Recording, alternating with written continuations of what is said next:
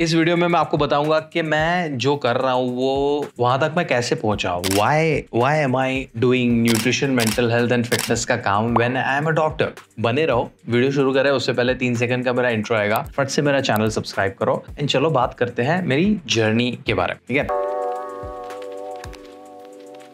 Now I come from a very conservative Sindhi family. I grew up in this छोटा सा गांव और town called Godhra in Gujarat. Godhra किसको नहीं पता है? गोधरा कांड वाला गोधरा नहीं पता जिन लोगों को तो गूगल कर लो, ठीक है, because Godhra is like Raj, नाम तो सुना ही होगा। तो this is where I grew up and then my family had a business in this छोटा सा village near Godhra called Piplod, ठीक है। इन माई एंटायर फैमिली इसने भी 10वीं से ज्यादा पढ़ाई नहीं की थी, but my mom wanted me not to join shop और family business. They were like कि तू आगे जाके कुछ पढ़ाई करेगा, तो उनके चक्कर में मैंने पढ़ाई करने का सोचा। अभी उस टाइम पे मैं बात कर रहा हूँ 1999 के आसपास, कि जब मैं 10वीं या 11वीं में जाने वाला था। उस टाइम पे अगर तुम्हें अच्छी कोई पढ़ाई करनी है तो तुम्हें साइंस लेना है, और थोड़ा मीडियोकर हो तो तुम्हें कॉमर्स में एडमिशन लेना चाहिए, और एकदम तुम लफंगे इंसान हो तो तुम्हें आर्ट्स में पढ़ाई करनी चाहिए। This was the criteria. तो अगेन मेरे पापा लोगों ने और मेरी मॉम ने बोला तू पढ़ाई करेगा तो तू मामू की तरह, उनका बड़ा भाई जो है जैसे डॉक्टर, कि तू डॉक्टर बनेगा तो तुझे साइंस लेना। तो मैंने साइंस ले लिया। अभी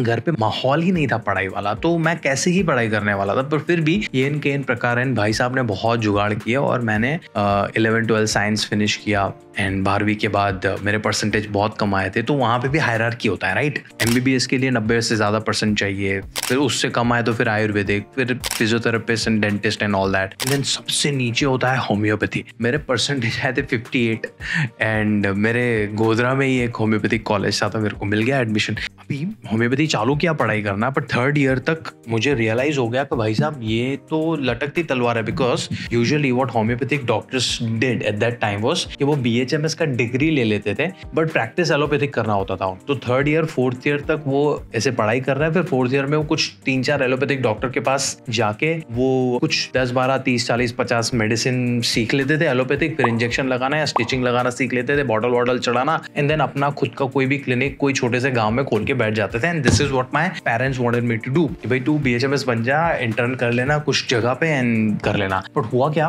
3rd ईयर में मेरे को ऐसे लाइट बल्ब मोमेंट हुआ कि यार this is not ethically right, because I am not legally allowed to practice allopathic medicine. And मुझे प्रैक्टिसिंग मेडिसिन के कॉन्सेप्ट से ही नफरत होने लगी थी, बिकॉज आई थिंक कि हमारी हेल्थ मेडिसिन पे डिपेंड नहीं रह सकती। टेम्पररी रिलीफ के लिए यस, मुझे पेन हो रहा है, मुझे सर्जरी चाहिए, मुझे इमीडिएट हेल्प चाहिए, तो यस मेडिसिन पे जाना चाहिए। तो आप बोलोगे कि ये ख्याल कैसे आया? ये ख्याल आया था 3rd ईयर में, हमारा एक सब्जेक्ट था प्रिवेंटिव एंड सोशल मेडिसिन, जहाँ पे हमें बताया गया कि ज्यादातर बीमारियां प्रिवेंटिव होती है, हम दवाइयों का इस्तेमाल सिम्टोमेटिक रिलीफ के लिए करना चाहिए, ठीक है। तो अगर ज्यादातर बीमारियां प्रिवेंटिव हैं, और प्रिवेंशन में अगर बात करने जाए तो न्यूट्रिशन, तुम्हारा डेली लाइफस्टाइल, नींद, मेंटल हेल्थ, मूवमेंट, ये सारी चीजें अगर तुम्हारी सही में लाइफ में अच्छे से चल रही है तो तुम्हें बीमारियां होंगी नहीं। एजिंग के हिसाब से चीजें आएंगी, वहां पे तुम सिम्टोमेटिक चीज ले लो, बट तुम बहुत सारी बीमारियां, मेजॉरिटी ऑफ द बीमारियां प्रिवेंट कर सकते हो। तो मेरे दिमाग में वो बल्ब था, but then at the same time I didn't want to do practice के कैबिन में बैठ के मैं लोगों को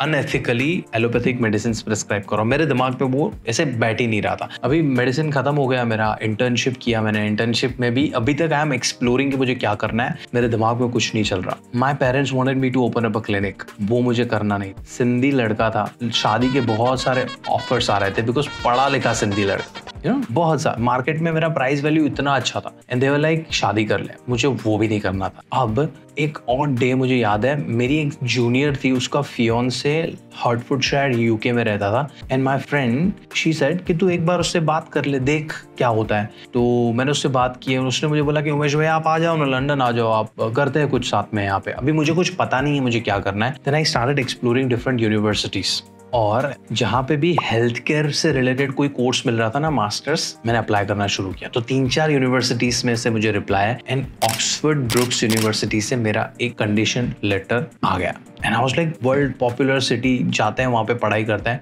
पैसे वैसे का थोड़ा झोल था because my family was still very lower middle class में से आती हुई फैमिली, तो वो हम कभी और बात करेंगे। बट हाँ, हमने वो कंडीशन ले लिया, ऑक्सफोर्ड ब्रूक्स यूनिवर्सिटी में हमारा एडमिशन हो गया। एंड भाई साहब सितंबर 2009 में हमने बोला कि हम जा रहे हैं। And I still remember my dad couldn't believe because my dad was like मैंने तुझे को पैसे दिए नहीं है, तू कैसे जा रहा है? मैंने बोला पापा अरेंजमेंट हो गई है, मैं जा रहा हूँ करके। अगस्त लास्ट वीक में मैंने मेरे पापा को बोला और मैं 9 सितंबर के आसपास निकला हूँ यूके जाने के लिए। यूके गया, I was doing masters in health care management. It was a management course. 2011 में मेरा पढ़ाई खत्म हुआ।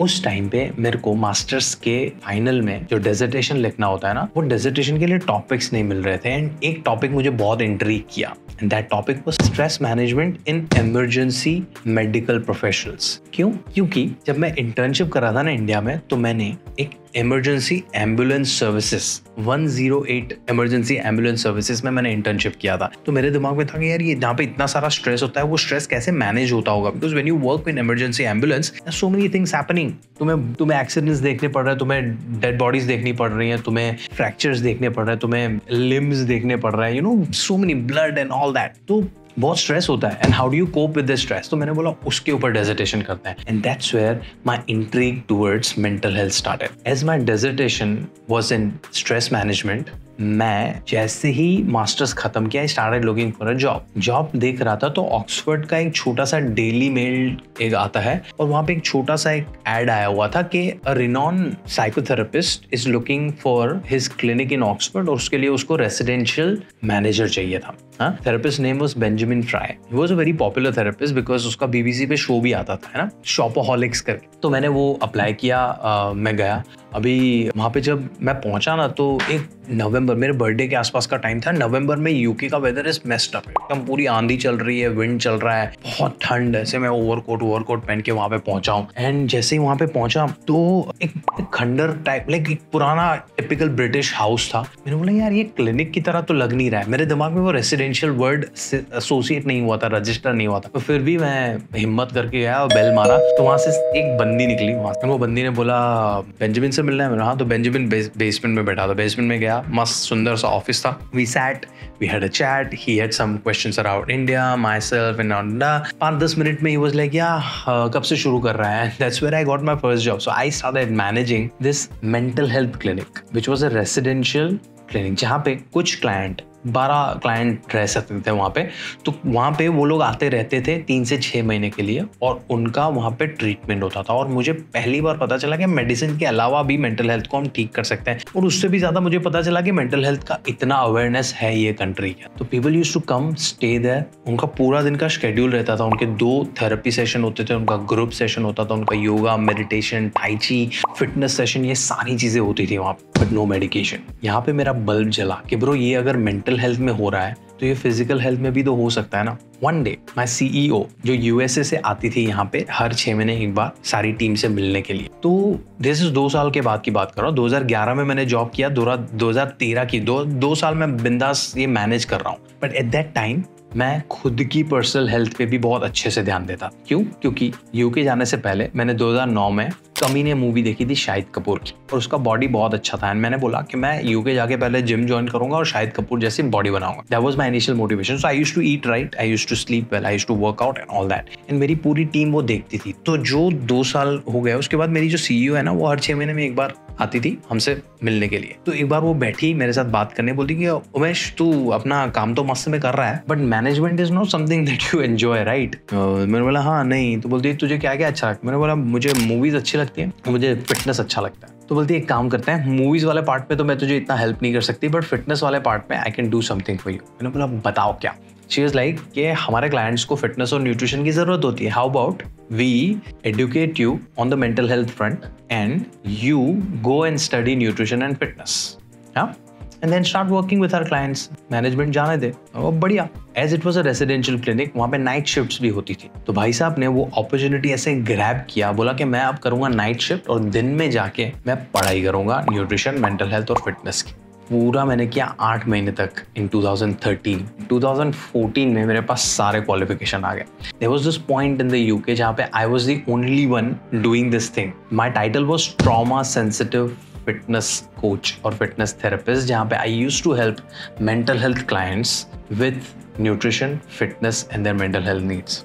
2014 से लेके अब तक I been doing the same. अब आप मेरे पास फिजिकल प्रॉब्लम लेके आओ या मेंटल हेल्थ प्रॉब्लम लेके आओ, we will be looking at all three aspects. What I will do is I do fix और I try to help you with your software and hardware. Hardware is your physical health, software is your mental health. And ये जितनी भी problems है वो preventable है। कैसे? By eating right, by sleeping right, by moving about and by managing your stress और mental health. ये चारों चीज़ें हम अगर fix करेंगे तो हमारा machine मस्त में चलेगा। And here was a little journey of me doing what I do अभी। It started way back then. बहुत ही इंटरेस्टिंग रहा। इसमें बीच में बहुत सारी कहानियां मैंने मिस आउट कर ली जो हम कभी और बात करेंगे, ठीक है। ये जर्नी में कहीं पे भी कुछ इंटरेस्टिंग लगा हो, कुछ आपको सवाल पूछना हो तो मुझसे कमेंट में आप पूछ सकते हो।